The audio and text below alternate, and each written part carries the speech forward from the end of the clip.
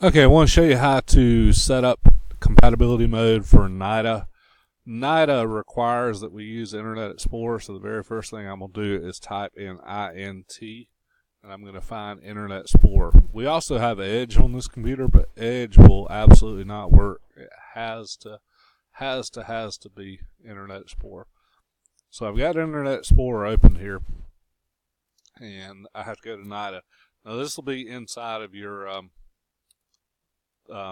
Blackboard there, so obviously you already know how to do that.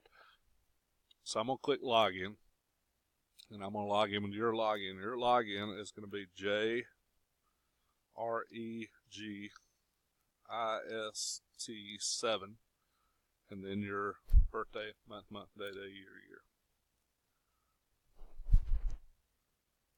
So hit not for this site, but I forgot to set compatibility mode, so I just locked you out. So first thing I've got to do is I've got to come over here and click on compatibility view settings, and I've got to hit add.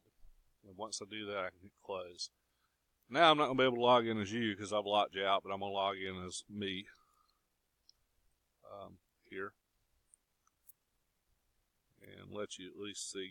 I'll see a lot more courses than you will, but hopefully it'll let me back in here in a moment. This is what the student portal will look like. I've only put you into IDSY 1101. I understand your situation, so I'm going to go ahead and put you in that so you can begin to do some work.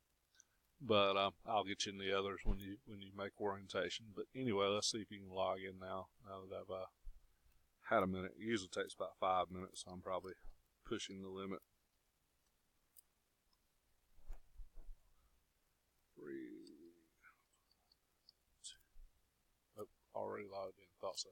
But the main thing is to remember NIDA only works with the Internet Explorer, not Edge, not Chrome, not Firefox, not Safari. And if you're a Mac person, I'm already very sorry because I don't know of a way to make it work in a Mac. But once you get to the page, just go to compatibility view settings. I've already added it, but make sure oftc.edu is down there. If not, it's just as simple as clicking add. Then log in. Let's see if your login will work now. Maybe there's been enough time. Probably not. Yep, already logged in.